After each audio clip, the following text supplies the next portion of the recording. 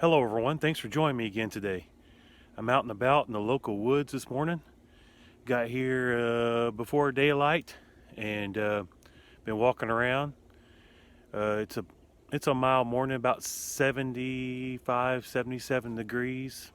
Compared to what's going to happen later, it's going to be about 95, 96 this afternoon. So it's a good time to be out and about this morning. But the reason I came out was to show you these two things. World War One stuff. So this is my World War One U.S. Army canteen and cup and cover. And inside this World War II bag, this isn't the correct bag, is my World War One mess kit. So we're going to cook up a little breakfast this morning.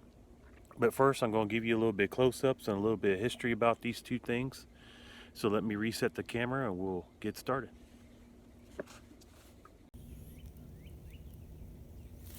Okay, so we'll start with the canteen set and with the cover.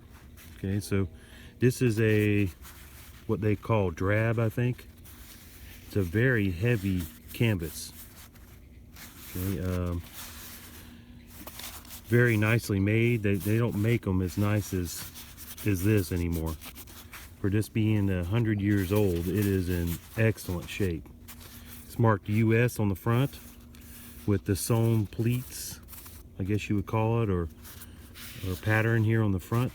Okay, and it's got these lift the dot, I think it's called, connections here. I'll open those up here in a go ahead. They still work just fine, no problem. You can see here that I had a little leak in my canteen. I put a brand new cork gasket, but I guess I didn't have it tight enough. It's fine now while I was carrying it. And it skews the train over there. Can't seem to get far enough away from civilization. But here is a belt hook that is on the back. And it's held on with a piece of webbing that's sewn onto the cover. When we open this up, it is marked R.I.A. 1918. So that would stand for Rock Island Armory. Was who the manufacturer was. Made this for the Army. Okay, so inside, take this canteen out, set it here. I'm trying to balance it on this limb. I hope it stays. It's got this black or grayish felt lining inside of it, which is very nice. It helps to insulate the set. Let me get this cup out of here. Stay. Okay. So it's got this nice felt type lining inside of it. You can see the original stitching, and it's all in good shape. You could dunk this in water and it would probably cool off your canteen and cups, the water that's inside. So it would the water would evaporate and pull the heat away. Okay, so the only downside here is right here, it's starting to come unsewed right there. So I'm not going to be carrying this cover very much, but probably just on this trip to show you this. Okay, so that's the cover. Let's go on to the actual canteen. There was several variations of these. This one is made of aluminum, designated M1910. Okay, some things to note about it is, to help date it, is this domed cap that's knurled. Okay, so it was probably because of that made between, let me look at my notes, 1914 and 1917. Okay, so there is no date on this stamped anywhere. So the Army did not start stamping these or having them stamped until 1918. So this canteen is definitely older than 1918, and probably between 1914 and 1917 is what I gather by looking online, because of this domed cap. It's held on with a chain. but mine has broken, which was common. I guess this top got broke off, but if you look carefully, somebody has used some wire to wire the chain back to the top. Okay, it's pretty beat up. Lots of bugs out here today. But it's pretty beat up, but it still works just great. When I got it, it had a lot of residue still inside of it. So I used a mixture of white vinegar and water and let it soak in there for a little bit, for a couple days, and it helped break that stuff up. Then to make sure I got everything out, I put some beach sand, which is found a lot here in Florida. About, I don't know, about a third full of beach sand, and just sat there and shook it over and over again. And the sand acted like a, like a sandpaper inside to help clean it up some. Okay, so it's not perfect still, but it's definitely usable. Okay, so let's go on to the cup. It is the old style designated, the M1910 version, and you can find all that stuff online. I'll try to put some links down in the description to show where I found all my stuff. Okay, it is the L handle. Try to get my notes here. Okay, sorry about that. The L handle style, where it folds out and you lock the tab and it's good to go. This appears to maybe be some kind of rust-free steel. It's not aluminum. It could even be stainless steel. I'm not sure. I haven't been able to find that out in anything online, but it is definitely some kind of steel, but a magnet does not stick to it. So it might be stainless. Definitely not aluminum, because it's just too springy. Okay, it has a rolled edge, and it is also made of aluminum. You can tell it's been around the block a few times. This looks like somebody used it as either something as a stand to beat on, or they used it to beat on something with it. Okay, on the bottom, it is marked US 1918, and let me look at my notes here.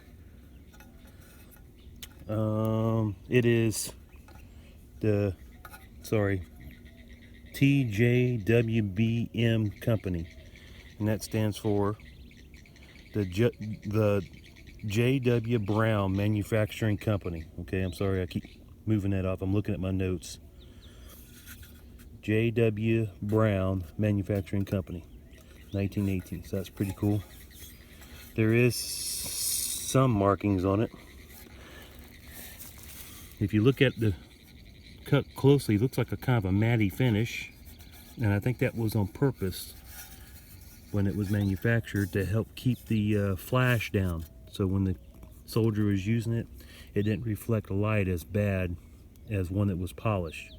Looks like there is an M scratched underneath where the handle goes, right onto the cup. Okay, what else can I tell you about this? There were 5 different manufacturers of this cup for the M1910. Let me see what else. I think that's about it, but I'm going to show you what this cup looked like now. I'm going to cut to a picture. It was, you're going to see it had all kinds of scale and stuff in it, and I used the same mixture of white vinegar and water, and let it soak in there all the way to the top. So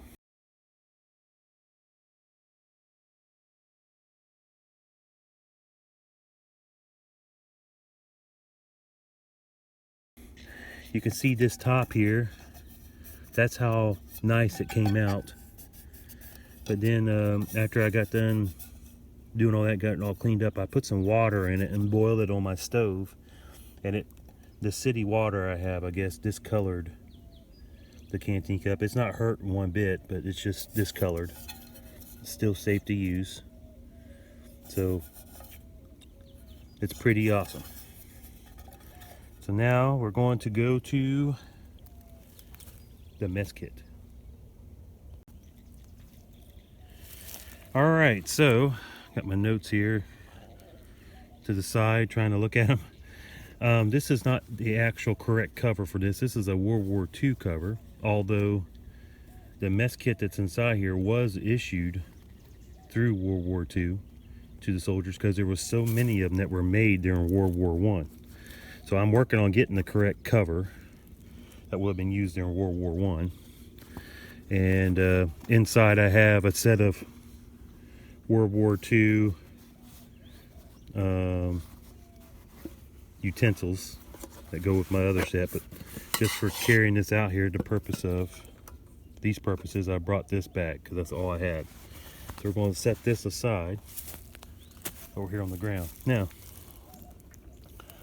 this is designated the M1918. The previous M1910 model had a shallower pan. So they discovered after they were working with the M1910 that the pan was much too shallow. It was almost like a plate, like a flat plate. And they needed it to be a little bit deeper so it could hold more chow in the line. So these kits were designed to go through a chow line to be served in, but as an emergency backup situation, it could be used to cook out in the field if needed. But that's not typically what happened. I guess it could. I'm not sure about World War I. Definitely in World War II there were field kitchens. Okay, it's made of aluminum with a cast steel handle here that clips right here. Opens up. So this is cast steel with some kind of coating on it to keep it from rusting. Okay, and I'll show you the pan. And so the M1910 pan would have been a lot skinnier, not as dished as this. Okay, so this is in 1918. That's when they started making these. They changed the design a little bit. Okay, let's see. It has for the markings, it has first this serial number on it, which is kind of odd. I don't know what that means. All the examples I've seen online did not have a serial number like that on it. It's marked, it's kind of double, actually it's triple stamped. So it's supposed to be US. It's supposed to be L, F, and C is what it's supposed to be, but looks like they stamped it offset the first time, and then they came back and stamped it correctly with the 1918 L, F, and C. Okay, and I say that's double stamped right there, but it's triple stamped also because when you flip it over, they did it again over here. So I don't know what that's all about. So L, F, and C, 1918. Okay, so that one there's not as nice as a lot of them I've seen. Okay, let's see. Get you a shot of what it looks like inside. This is all aluminum, so it's not like a lot of the other mess tins that are stainless steel. Aluminum was, I guess, there was a lot of it during World War I. Okay, and there's a lot about the history of these. You can do searches online and look and see what mess kit that you actually have and see what these are supposed to have. I'll try to put a link in the description to where I found some of this information. Okay, one thing that's curious with me though is this hole that's drilled here. Okay, so if you look closely, and we'll try to get this on, let me see if I can open it. If you look closely at this hole, number one, try to get this, sorry about the focus, I'm using a cell phone. It's off center a little bit, and inside of there's some rust inside the hole.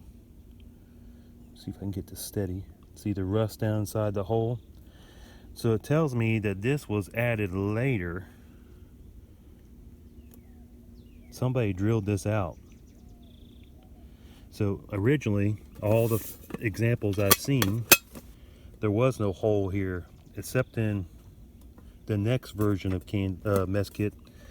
It was called the M1932, which it had a divided plate. It wasn't a. It was like more like the ones we're used to, the World War II ones. It's a divided plate, and it had a flatter handle that went between the two halves, and those were all came with a hole, not right there, but right here, right above where it says US. It was right there, made into the handle. And I did some looking on that and discovered that the hole is there so that whenever you get done cleaning your kit, they had these big trash cans that they would that were heated with heaters in it, and then you would wash them, and then you would hang your silverware on there, which the World War II silverware came with, like what I have here. Let me grab it out of the bag. They would, when you were done eating, you would thread them on here and then dip it into the hot rinse water to sanitize it, okay? But the World War I silverware did not have this hole. So the actual hole, let me go back to that, was not for the silverware nut, but is after the fact. You could hang your kit up to let it dry. So originally these kits didn't have that hole, and I'm thinking that somebody drilled that hole after the fact, because these kits were used, because there were so many of them, well into World War II, before the other ones were made and designed with the double-sided plate. So it's a very unusual kit. It's not supposed to have that hole there, so somebody drilled that in there after the fact, because it's definitely not an M1932 kit where they started using the double-sided plate. So let me see. Let me look at my notes one more time, make sure I covered everything. The L, F, and C stands for Landers, Frary, and Clark. I think I'm saying that right. Right. Landers, Frary, and Clark, 1918. So it wasn't until the war started and the World War II started, 1942, when they started making the next version of kit that we know and love, that had the stamped steel handle, not this cast one that's here, that we see here. So hopefully I got all this right, all you collectors out there. If not, be gentle with me. Oh, I didn't mention this tab. The pull tab for actually opening it to grab a hold of. Also, it can be slid on here to go through the chow line, just like the other one, okay? Just like the other mess kit that we know. So that's what that's all about. So I almost forgot to say that. Alright, so it's time to make some breakfast. It's going to be pretty cool because I'm going to be eating with 200-year-olds. This and the Canteen cup set that's over there. So let me get set up and we'll get started.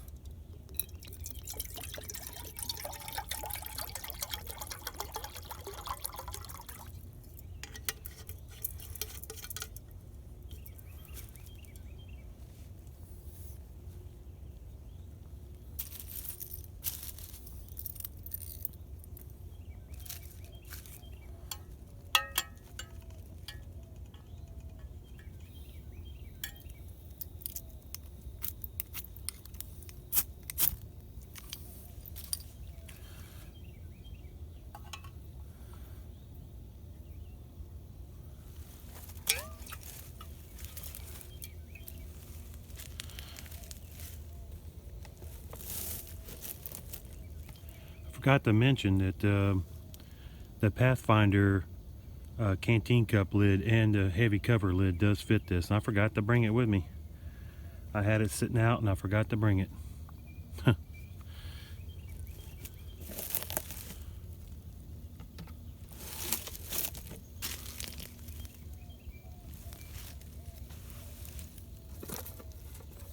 Maybe we can use this.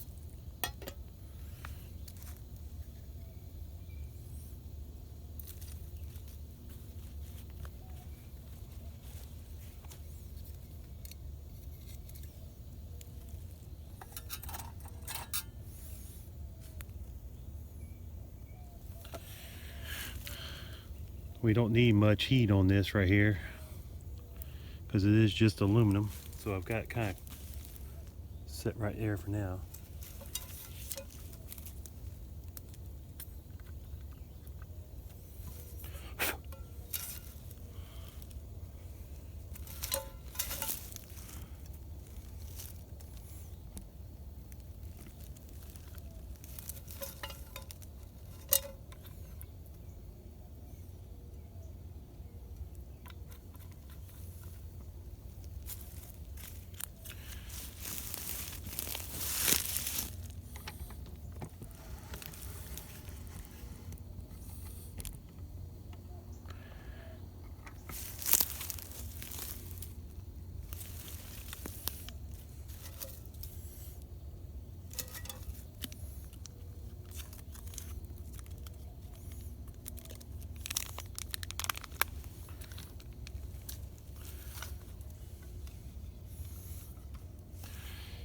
Because this handle's so heavy, I don't think it's going to stay up there. Let me see if I put the other piece of Spam, if it stays.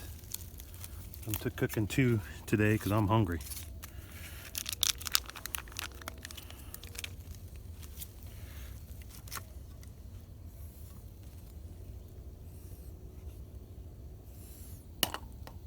Nope. So what we're going to have to do here is fold this over and let it sit like that while it's cooking. And this is the water we're going to be using for these instant grits over here.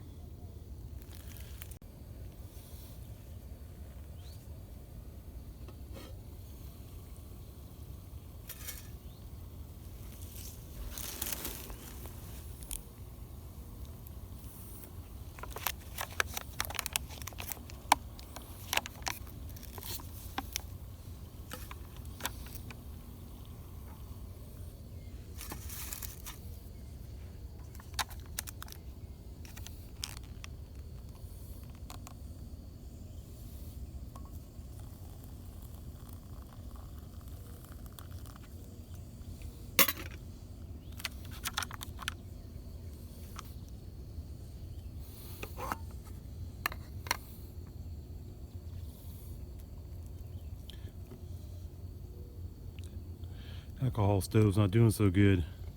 I think I've got it set too low, or I didn't let it warm up enough or something. So we'll throw it over onto this. There we go.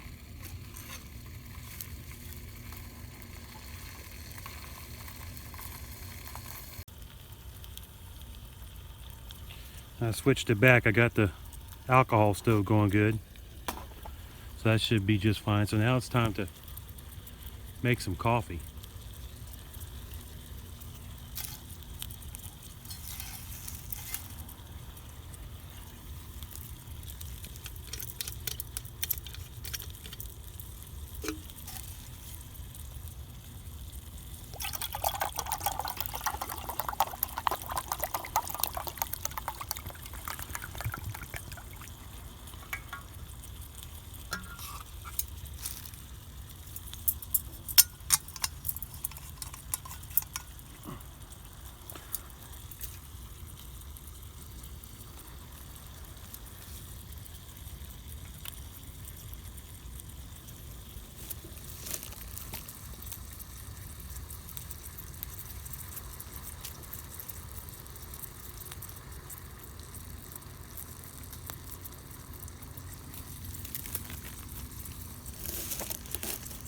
No pour overs today. We're going to be doing straight up.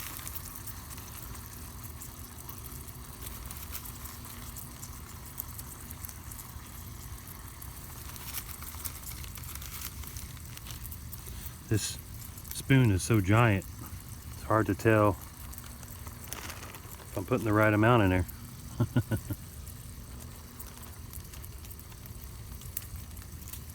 It should be just fine.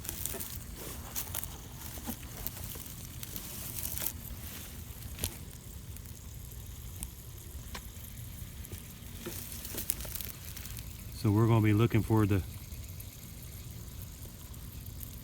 we put the water in cold, and we're going to let it come slowly to a boil and incorporate those grounds into there. And when it comes to like a light boil, we're going to let it go for 1 minute, and then we're going to take it off and let it sit.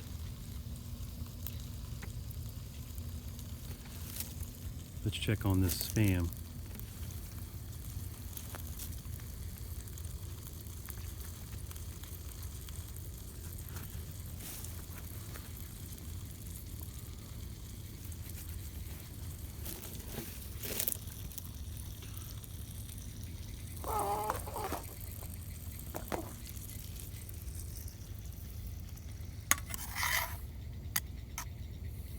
It's cooking really, really slow, which is good.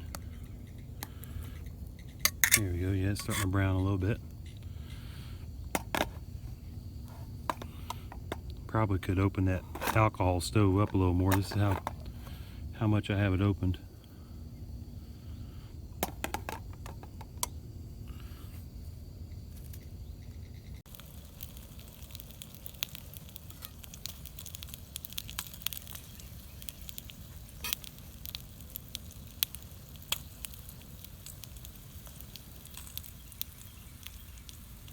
Turn your fire down.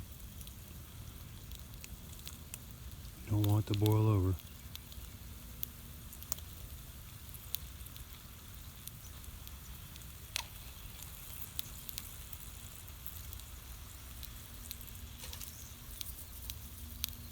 It's starting to incorporate all those grounds up in there. I'm going to let this go for about a minute.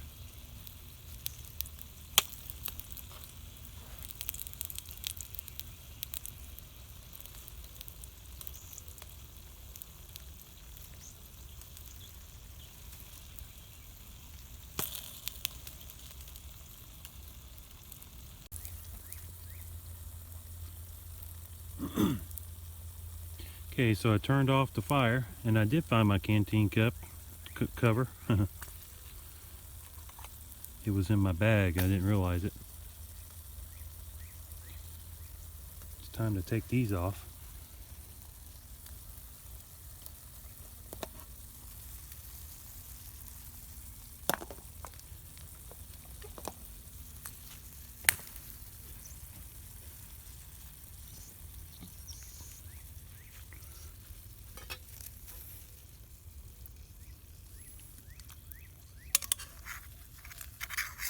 Oh, it stuck a little bit that time.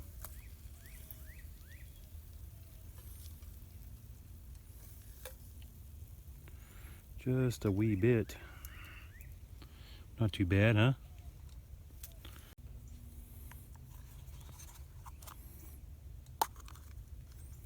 Mmm.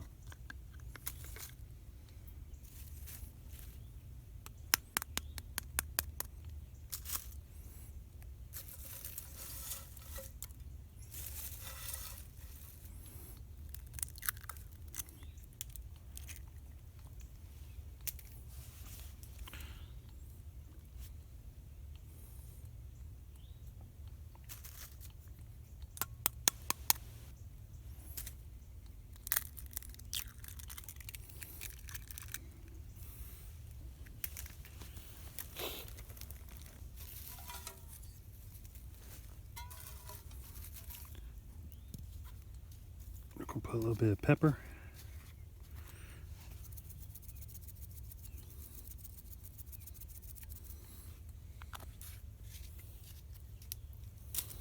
And a little bit of Everglades that I have in here. It's called Everglades seasoning, found here in Florida. So instead of salt, I'm going to put that on there. Our alcohol stove's still going good. We'll set these eggs up on there. Let them kind of slow cook. Now let's check on our coffee.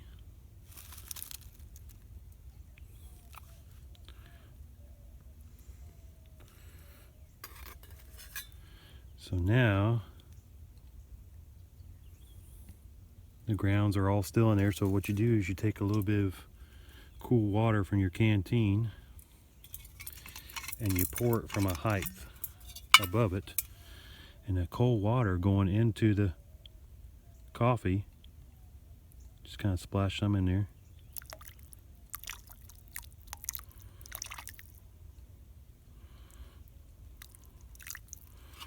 That right there will settle those grounds right to the bottom. So all we gotta do is just kind of sit here just for a few minutes, and we're going to keep an eye on these eggs now. So because the burner is one little burner right there, what you do is you move the pan around. So we've been cooking on this side for a little bit. I'm going to switch it over here and let it cook on this egg over here a little bit. Just kind of alternate it around. Hopefully they won't stick too bad, but we will see.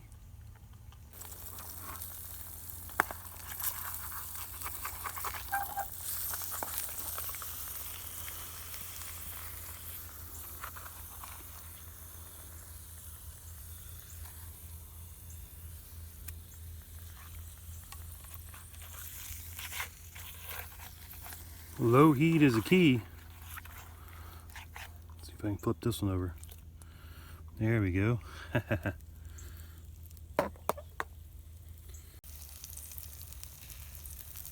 so let's check on this. Oh yeah.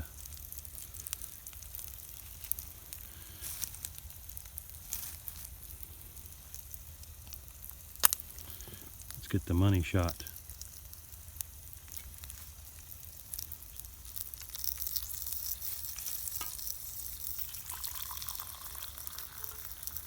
Look at that. All that coffee goodness out of 100-year-old Canteen cup. That is just totally awesome.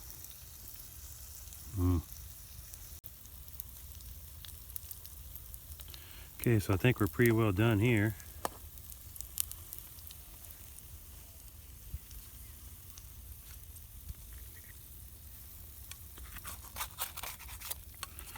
Yep, not stuck. Okay.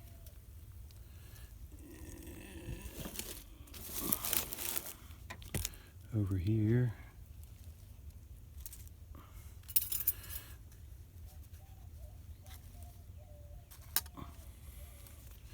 Get all this on frame.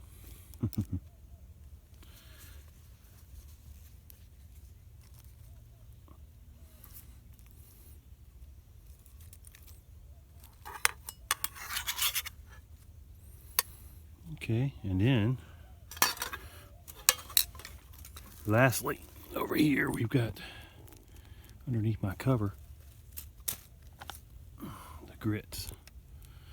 So if you're a southern person like me, I'm not saying all southerners are like that, but I like to put my grits right on top of my eggs and mix them in.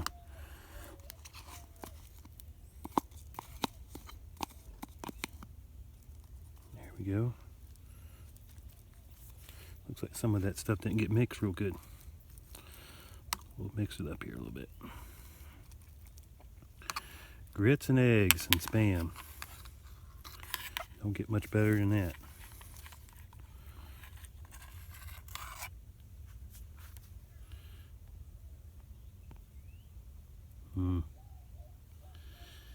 let's chow down.